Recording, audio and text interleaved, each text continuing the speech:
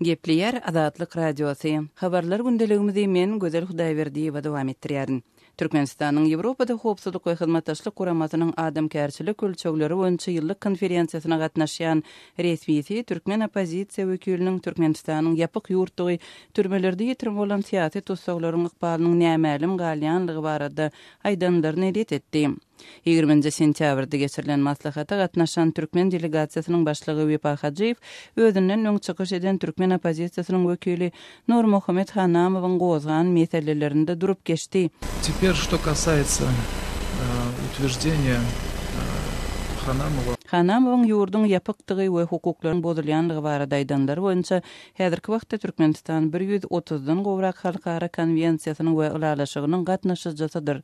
Halkara kanun normalaryny netijeli durmuşa geçirmek we Birleşen Milletler Guramasynyň komitetlerine milli hatabatlarynyň wagtynda berilmegi maksatly Türkmenistanyň halkara borçlaryny ýerine ýetirmek boýunça Pudagara komissiýasy döredildi diýip Hajyýew çykyşynyň bir böleginde aýtdy. Türkmenistanyň daşynda döredilen Respublikan partiýasynyň egindeş başlygy Nurmuhammed Hanamow öz çykyşynda türkmen türmelerinde ýitirim bolan onlarça syýasy tutsagyň ykbalyny anyklaşdyrmak üçin halkara jemgyýetçiligini türkmen hökümetine basyş etmäge we tutsaglaryň ýanyna lukmanlaryň, aklawçylaryň halkara guramalarynyň barmagyna ýol berilmegini gazanmagy çağırdy. Azatlyk Radiosu bilen Warşawadan telefon arkaly söhbetdeş bolan Hanamow şeýle diýdi. Esasy bolýan meselem şol adamlar bilen näme üçin ne joğurmanlaşları habarlaşıp elýär, ne adwokatlar, ne ya bolmasa gızılhazyň wekilleri halkara guramaň. Näme üçin şolaryň hiç biri bilen şo türmede oturanlar bilen habarlaşyp bilenok. Şolar barada hiç bir habar ýok. Habarlaşyp bolar ýaly, şolar doğurmanlaşlary bilen görüşip biler ýaly. Şonu talap etýärdi. Ýewropada howpsuzlyk we hyzmatdaşlyk guramasynyň maslahatyna gatnaşýan türkmen delegasiýasynyň ýolbaşçysy Wepa Hajyýew öz hatabatyny jogap bermek hukugy bilen birleşdirýänligini bellep, Respublikan partiýasynyň başlygy Nurmuhammed Hanamowyň aýdanlaryny hakykata gawat gelmeýän we hatda ýalan hem barlanmadyk maglumatlar diýip atlandyrdy. Hajyýew olary diri görkezin atly kampaniýasynyň türkmen türmelerinde ýetirim bolanlaryň sanawy barada söýlen sözünde hususanda 104 adamdan ýarsynyň gowragy barada Türkmenistan tarapy maglumat berdi. Soňky sapar şu ýylyň may aýynda Ýewropa Birleşigine maglumat berildi diýip habar berdi.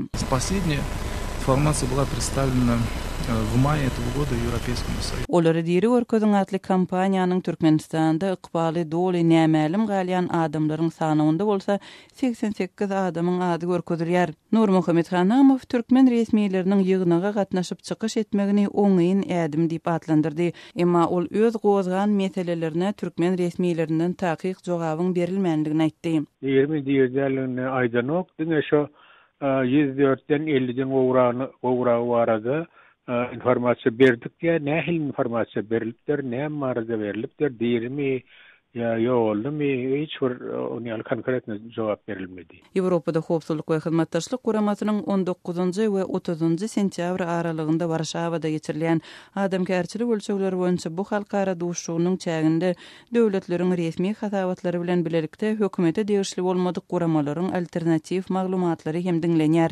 21-nji sentýabrda Demokratik ösüş we adam hukuklary boýunça merkeziň Human Rights Watch Memorial we Norwegiýanyň Helsinki komiteti ýaly guramalarynyň gatnaşmagynda geçiriljek duşukda Türkmenistanda adamlaryň türmelerde ýetirim edilmegine degişli mesele gozgalar. Ýewropada howpsuzlyk we hyzmatdaşlyk guramasynyň adamkärçilik ölçegleriniň berja edilişi boýunça bu ýyllyk konferensiýasy Ýewropanyň adam hukuklary we demokratiýa boýunça iň uly halkara çäresi bolup durýar. Türkmenistan Ýewropada howpsuzlyk we hyzmatdaşlyk guramasyna 1992-nji ýylyň iýul aýynda agza bolupdy. Gepleyer Azatlyk Radiosu. Habarlar gündeligimizden diýersiňiz. Eferde men ýogşuna Anna Gurban. Türkmenistanyň 7-nji klaslaryň edebiýatdan oku kitabynyň ýygyny alynanlygy, ýagny gyssaly suratda ýygnalanlygy barada habarlar gelip gowuşýar. Şonuň bilen bir wagtda resmi metduat bu wagtda hiçat aýtmaýar. Biz bu meseleniň anygyna ýetmek üçin ýerli ýazgy Amanmurat Bugaýew bilen söhbetdeş bolýar. Amanmurat doğrudan Türkmenistan'da 7-nji klaslaryň edebiýat boýunça oku kitaby ýygynalypdyrmy? Bu barada siz näme bilýärsiňiz? 7. klaslara netkenen Türkmen edebiyatından oku kitabının yığınamalı hakkında ağzağızdan yer alırdı şiali iyileşimine gururunken yönü meselanın kıynanır diyeri şunu hatta muğullumlarım neyem için yığınamalığını ya bilen okular ya da olmasa aytmağa çekinlerler. Yönü şol oku kitabının mekteplerden doğru yığınamalılığı hakkında iyileşimine gururun eyyem bir näçe günler devam ediyor. Aman ratını bir de gelip oğuşan haberlerde okucularımızın haberlerini şu kitapta harp yanlışlarının kayını hakkında hem mağlumatı. Hem bu kitap sonun için yani harp yanlışlarının köplüğü için alınıp bilir mi? Alınıp bilir mi?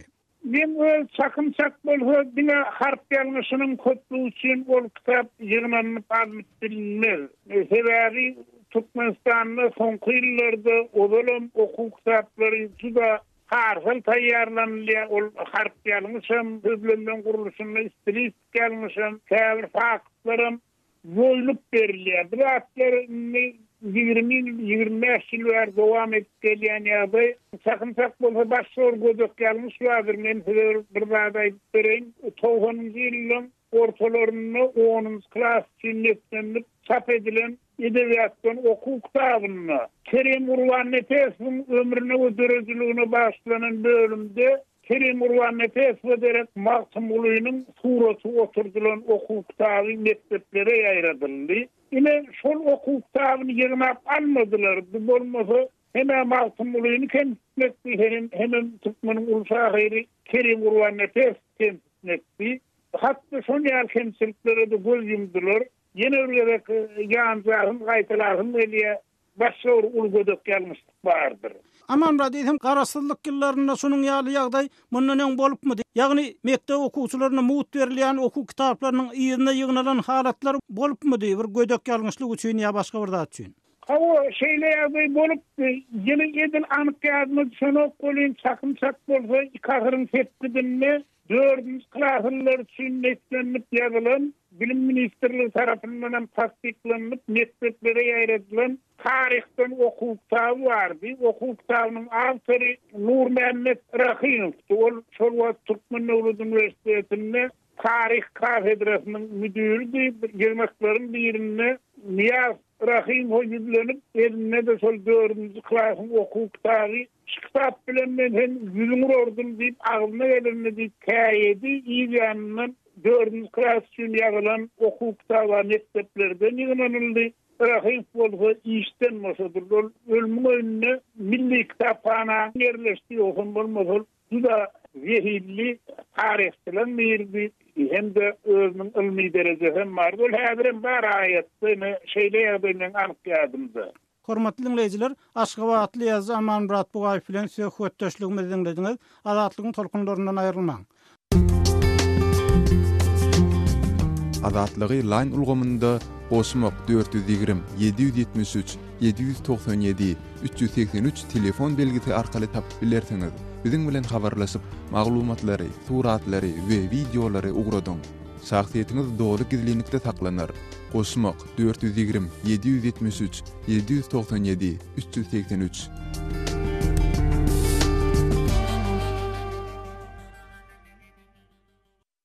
Gepleýär Azatlyk Radiosu. Habarlar gündeligi gepleşigimizi dowam etdirýäris. Daşowuzlaryň un problemimiz barada makalanyny dinlemäge çagyrýarys. Onuň bilen sizi men Merdan Sariýew tanışdyrýaryn. Soňky 10 günde daşowuzyň etraplarynyň aglawasynyň bazardyr dukanlarynda Türkmenistanda öndürilen un tapdyrmaýar. Munyň sebäbi Könürgünçdäki un zawodynyň sandan çykmagy bilen baglanşdyrylýar. Zawodda un çykman soň welaýatyň dukanlarynyň we bazarlarynyň köpüsinde un tapdyrmaýandygy aýdylýar. Dukanlarda un satylman soň Demirazyk welaýatyň ýylaty görögli etrawyna baryp öz iýjek ununy indi gösgöni zawoddan satyn almaly bolýar. Emma onlarca kilometr ýoly söküp görögli etrawyndaky un zawodyna baranyň bilen hem un satyn alyp biljegi gumany. Sebäbi un göberilen sowda nokudynyň öňünde her gün onlarca adamdan ibaret uzyn nowut döreýär. Has uzakdaky etraplardan gelýän adamlar öz nowutlary ýetýänçe tutuş giýjäni zawodyň öňünde geçirmeli bolýandyklaryny gurrun berýärler. Bu günler nowatlar hakim uzoldy. Sebäbi mundan 2 gün öň 10 günlük ýygan paktamyzyň puly berildi. Biziň nowatymyz ýetýänçä tutus giýjäni şu ýerde geçirmeli bolýarys. Diýip Sapar Murat Türkmenbaşy etrafyndan 140 kilometr ağırlygy söküp gelen Kärendiçi begen çağı Azatlyk radiosyna gurrun berýär. Galy berse-de un nowaty uly bolan soň satylýan unyň möçberine çäklendirilme girdilip başlandy. Ýagny indi her masgala bir haltadan artyk un satylmaýar. Üstesine de 50 manatdan berilýän 50 kilogramlyk bir halta uny satyn almak üçin ýaşaýan ýeriňden güwanama hemde pasportyny görkezmeli bolýar. Basta bellep geçişimiz ýaly yerli häkimetler unyň dukanlaryň tekçelerinden ýitirim bolmagyny Könörgünçdäki un zawodynyň isiniň näsazlyk sebäpli 25 awgustdan bäri durdulandygy bilen düşündirýärler. Emma yerli adamlar welaýatyň her bir etrafynda diýen ýaly un zawodynyň bardygyny, diňe onuň biriniň sandan çykany bilen tutuşda Soğuz welaýatynda un gytçylygynyň dörep biljekdigini sorag astyna alýarlar. Biziň boldum sazymyzda hem un zawody bar. Emma sonda da 95 kilometr söküp Görogludaky zawody baryp un alyň diýerler. Suýul ammardaky bugdaýyň möçberi de gata az. Un ýetmezçiligi has hem ýiti duýulyp başlaýmasy diýip boldum sazyň bugdaý ammarynyň jogapkar isgäri Azatlyk radiosyna gurrun berdi. Sol bir wagtda da ýurdun özünde öndürilen un ýetmezçilik etse-de Daşawyzyň bazardyr dukanlarynda daşary ýurtlardan getirilen unyň näçe diýseň bardygy aýdylýar. Gazak uny näçe diýseň bar, onuň hili hem biziňkä görä gowy. Ýöne onuň bir haltasy üçin 190 manat tölemäge ýagdaýymyz ýok, diýip Sapar Murat Niýazow etrafynyň ýaşajysy Leýla daýda gurrun berýär. Azatlyk radiosynyň Daşawuzda dören unyň gytçylygy bilen baglylykda welaýat we etraf häkimliklerinden nähilde bir kommentari ýa düşündiriş almak synançyklary netije bermedi. Sözümüziň soňunda ýatlatsak, Türkmen häkimetleri suýul plan boýunça gözüňde tutulan 1,6 milyon tonna galla hasalynyň ýygylandygyny we netijede ýylatyň azyk hupsuzlygynyň dogry üpçüne dilendigini uly dawara bilen buslapdylar. Ýöne ýylaty milyondan hem ýetýän Daşawyzyň häzir un gytçylygyndan çekýän kynçylyklary barada ne hökümet derejesinde ne de döwlet mediasynda dilýarlar. Gepleýär Azatlyk radiosy. Siz habarlar gündeligimizi dinleýärsiňiz. Türkmenistanyň öz tebigi gazyny Ýewropa aktyrmak planlaryny häzirki wagtda Azerbaýjan, Türkiýe we Gürjistan bilen maslahat edýänligi barada media maglumatlarynda habar berildi. Türkmen prezidenti Gurbanguly Berdimuhammedow geçen aýyň aýagynda Berline eden saparynda Türkmenistanyň Ýewropa bilen gaz sowdasyna gyzyklanma bildirýänligini ýene tasdiklapdy. Türkmenistanyň Transhazar gaz geçiriji proýekti boýunça potensial partnerler bilen geçirýän häzirki gepleşikleriniň iş ýüzünde nähili ähmiýeti bar. Azatlyk radiosy bu mesele dogrusynda Azerbaýjanyň Newi töwrenmeleri boýunça merkeziniň başlygy Ilhan Şaban bilen söhbetdeş boldy. Jenap Şaban Türkmenistanyň öz tebigi gazyny Ýewropa aktyrmak boýunça proýekti Azerbaýjan, Türkiýe we Gürjistan bilen häzirki wagtda maslahat edýänligi barada sizde nähili maglumat bar? У нас такой информации нет. Но bizde beýle maglumat ýok. Emma gepleşikler geçirilende de bu adaty bir zat. Sebäbi Azerbaýjanyň, Türkmenistanyň hem Türkiýanyň daşary işler ministrliginiň arasynda energiýa pudugynaky hyzmatdaşlyk boýunça gol çekilen protokol bar. Şoňa laýyklykda daşary işler ministrliginiň we bilermenleriň derejesinde duşuklar geçirilip durulýar we indiki ädimler keskitlenilýär. Bu duşuklarda henide çenli belli bir netije göze ilmeýänem bolsa, taraplar bu mesele seredýändiklerini ýatladyp durýarlar. Türkmenistanyň iri gaz öndürüji ýurtdugy, Azerbaýjanyň regionyň iri transport ýoluny eýe bolan döwletdigi, Türkiýanyň bolsa gaz geçiriji infrastrukturany dolandyrýan döwletdigi nazar alynanna, olaryň tagallalaryny birikdirmek geljeki 10 ýyllyklarda ören amatly mümkinçilikleri ýol açar. это наилучший вариант. Emma şeýle proýektler uzak ýyllaryň dowamynda maslahatlaşyp gelinýär. Näme sebäpden netije göze ilmeýär? Политики и геоэкономики — это очень разумный подход. Siyasat ve geo-iqtisadiyat nuktai nazarından bu oýlanşykly sul. Seredip görüň. Türkmenistan soňky ýyllarda näçe täze turbolara eýe boldy. 3 turbo Hytaýa tarap açyldy. 4-nçisi gurulýar. Topuk proýektiniň gurulşy başlandy. Diýmek işler alınıp barlýar. Ýene 10 ýyldan Transkazar gaz geçiricisi hem gurulup biliner. Возможно, что этот и Транскаспий будет. Transkazarın öňünde deňiziň statusynyň kesgitsizligi we Orsiýatyň Iranyň garşylygy ýaly bar bolan böwetler päsgelçilik döretmezmi? Любой грандиозный проект реализуется в тот момент. Islendik ýer proýekt islegilerin iş ýüzündäki şertlere gawat gelen pursatyny başa barýar. Meselem 5 ýyl mundan ozal Iranyň daşyndaky ýagdaýlaryň şeýle üýtgejekdigini hiç kim bilmeýärdi. Bir ykdysady üňlükdäki Irany häzirki wagtda dünýä ýurtlary boyun uçurlaryny satýarlar. Kärhanalary gurmak planlaryny yglan edýärler.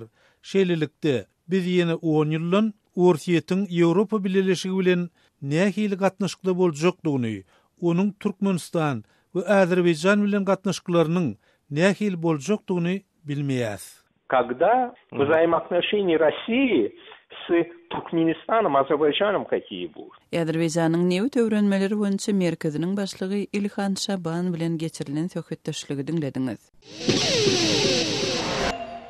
Gepleýär Azatlyk radiosi. Habarlar günneligimiziň leýärsiňiz. Türkmenistany ilatyň içen agyz suwunyň muwutdygy, şonuň bilen birlikde owa ýerlerinde hem ilaty agyz suw bilen üpjün etmek boýunça uly işleriň geçirilýäni gaýdalýar. Ikinji tarapdan bu meselede kemçilikleriň bardygy hem boyun alynýar. Azatlyk radiosynyň Türkmenistanyna habarçysy Sultan Asylow şol ýylýan kemçilikler barada Mary welaýatynyň ýol ötün etrawynyň Agdyberlik Daýhan birleşiginiň ýaşaýjysy Kärennesi Gülistan bilen söhbetdeş boldy. O balanyda agyz suwuňa ýeterlikmi? O balamda agyz suw ýeterlik. Ýöne şo ýagyň garalar gaty happa. O baňa ulum näçerek hojalyk bar obat. O wakat tulut beden o bamad. 2000 hojalyk batır o bamadda. Ine şu obaň içinden akardy akyan ýap geçjem obaň için. Hawa obaň ortaryndan ýap geçe. Onu mada şu kıratyndan her kim otçy tanem eşek atawamy.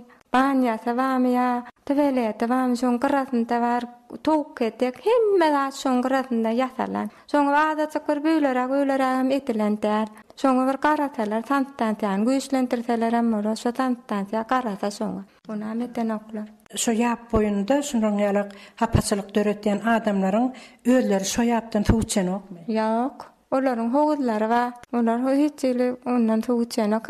Asıl o wata tuğçen okkolyn. Indi näme de bolsa bir içeri alam derdi kadyn öýbersep tok ketek bolsa kadyn öýberler. Örte kowat eşek atagam tamtyram şo ana park görseler şol aýtysýar şo köçäň hem mur şonnaly iki tarapynda owa arasaçylyk ýok. Owaň içiniň dirde belini ekitip bir ýerik dökýän maşynda aýlanan okmy? Ýok, ondan dirde bel dökülýän maşyn ýok. Hojalyklar dirde belini närik dök? Hojalyklar her kim tapan ýerine ekitip berler. Lan ýerine döküp beren amma o köwlere data ekitip palan ýere bir belli bir ýerde döküň diýip aýtylýan ýer ýok. Bir aýlanylýan wagty bolýar, kalhoz başlyklary ýa-ni geňeşligiň başlygy agronom bolmaly, obalarda injener bolmaly, ýa-ni medeniýet urunan ýörüýte spesialistler bolmaly. Şolar bir obaň arasaçylygyna gözledip aýlanýan wagtlar bolýarmy? Biz göremizok. Aýlanýan wagtlaram bamyşat ýorlar tanym, on kim bilen ýerin aýlanýarlar, söz ýerler atur, aýyrtdyran adamaýok. Ýap nereden gelýän şonuň uzylygy näçerek ýabyň? Nereden göz başalýan şo ýap? O ýap bir de goştenden gaýto. Şonuň olan böleklere bölünür da, etaraplara bölünür. Her kalhoda. Agdyberlik Daýhan birleşigine paýlanyr şo uluhan ýapdan. Bizden şol Agdyberlik Daýhan birleşiginiň ýabyny bilen başga ýerler bilen men gadaklanmak öz ýamyda görüp beremdiň bilen. Owada agyz suwuny satyn alyp içen bolsaňyz, howza goýdurup içen bolsaňyz, şo suw nereden gelýär? O suwa bilemok, maşyna kelkuýo, goýerden akelo satýar. Şonu howuz gurdurmaga her kimin güýçi ýetmem, şo suw satyn alyp içmek. 3 ýa 4 ýa 5 hojalyk bolup bir howuzda goýdurup şonu içýär. Bolmasa mümkinçilik ýok hojalyk kan. O bank şeýle hapatçylyk bolsa ýanky akkar ýabyň boýunda şeýle derdiler köp bolsa o wada nähilek ýokynç keseler göze iýilýäşi çağlarda zatlarda taýyr getirme içgeçme ýanky inçe kesel deňel keseller ýüz berýär o wada. O wada ta sarartla kanulla olam çağlarda şol tuğdan görürler şonu başga neme ýok inçe keseler ýok bilen o wada. Akkar ýaplara tomtaýlar çağlar tuğa düşýär. Şu tomda aylar çağlar düşýär, şoňa ýüreg edip çağa düşýär. Natalaram nämetin işe to ýydynda düşýär ta çağlary. Nämetin ondan ýydynda neme ýok, gödegçilik ýok da. Den görmän kaň düşýär olar. Deputatlaryňyz bilýäňiz, deputatlar aýlanýar halkyň arasynda. Ay deputat da bilemdi. Gepler Adatlyk Radiosu. Hormatly dinleyijiler, programmamyzyň bu bölüminde Demirgazyk Awganistanda ýaşaýan bir türkmen çağasynyň başyna düşen ýagdaý barada gürüň berýär. 13 ýaşyndaky Abdulhalilň ata-enesi neşekeşlik belasyna uçurapdyr. Abdulhalilň neşekeş atasy maşgalasyny ekläp bilmendir. Şonuň üçin onuň daýylary Halilň enesini çağalary bilen alyp gidipdir. Abdulhalilň aýdyşyça ony daýylary zordan işledipdir. Şu sebäpden ol neşekeş atasynyň ýanyna gaçyp gelipdir. Enem ýanyna daýym bir nur düşünýände golaşarym. Fadan itna galasyň diýip. Bunda ekranlar dedek çöplemeli onam göter. Hinelpeli. Daýym agitjek boldy geldi. Gitjek dedim. Yürü diýip söhbet gidip oturma bire gidip bilmedi. Dadam diş batragydan flaşa bilen urdu. Çekjek geldi. Diş batragy. Akdeni gitmedi. Daýym zirabe darak doğrudan mendirdim. Zilki aldım. Ortalığa çıkaydım. Gördüm. Abdulhalilň enesem neşekeş. Daýylary enesine neşekeşligi terk etdirmek boýunça alada edipdir. Ýöne babam eneme neşe maddasyny getirip berýär. Babam ölmese enem neşekeşligi terk edip bilmeýär diýip Halil zirendi. Babam geliperde çekdi, bolmasa çekeni neşe bilen görýär. Babam elmede koymuyor. Son burundan amidin elinde istavatlı şöğrüne aşırma benderden dağdırak gelip koparvalıktır şöğrüne. İksan ayda olmaz. Ne olarak gittik ezmeyene gidecekteyiz. İksan erkek de olmaz. Awganistanda ayal we çağalardanam neşekeşlige ýolgan bar. Abdulhalilem enatasynyň ýanynda oturup neşe tüsesine endik edinipdir. Emma heniz özüniň neşekeş bolmanyny Abdulhalil bildirdi. Çekem yokma, çekiyor diye çıkarttılar. Yatıyorduma, onlar çeşnapte çekiyordular. İyisi bildiriyor. Kesel olan bilen çektiren yoklar. Daktarak gitmediler. Bana nun bir kasa çay içen yok. İşe sallıyorlar. Pakta yıktırdı. Pul veren de onlardan vermedi. Neşe belasyna uçuran adamyň ondan gutulmagynyň yeňil düşmeýändigini Lukmanlar aýdýar. Neşekeşlik maşgala bütünligine dagat diýär. Abdulhalil atasyny neşekeşligi terk etmäge çagyrypdyr. Atam maňa harç pul hem bermeýär. Men özüm pakta ýygyp pul toplaýaryn. Onam elimden alýar. Atamyň neşany terk etmegi kyn diýip Abdulhalil belledi. Goý diýjem edin ýa. Maňa akyl bermedi. Veriyor kabil, olmadı verin yok. Yılmın bir verdi bazen onu. Yani onu arıydı, onu nakil koydum, mektepte arıydı. Anan yok, ona vermedi. Koymuyorum. Awganistanda Abdulhalil ýaly müňlerçe çağa bar. Bu ýurtda neşe belasyna uçuralaryň sany 3 milyondan geçipdir. Awgan türkmenleriniň arasynda hem neşekeşleriň sany barha artýar. Neşekeşlere neşe goýdurmak üçin hem alada edilýär. Şoňa garamazdan Awganistanda neşekeşleriň sany barha köpelýär. Awganistan neşe maddasyny öndürmekde dünýä boýunça birinji ýeri iýelýär diýip Birleşen Milletler Guramasynyň neşelere we halkara jinayetçilerine garşy göreş boýunça adarasy ma'lum edýär. Şaýmerdan oglum radi Kabuldan Adatlyk Radiosu. Gepler Adatlyk Radiosu. Hormatly dinleyijiler, şunuň bilen ýarym sagatlyk habarlar günneligimizi geçirip gutarýar. Sazlar kesmeden soň gepleşiklerimizi ýazgyda dinläp bilersiňiz. Adatlygyň tolkunlaryndan aýrylmaň.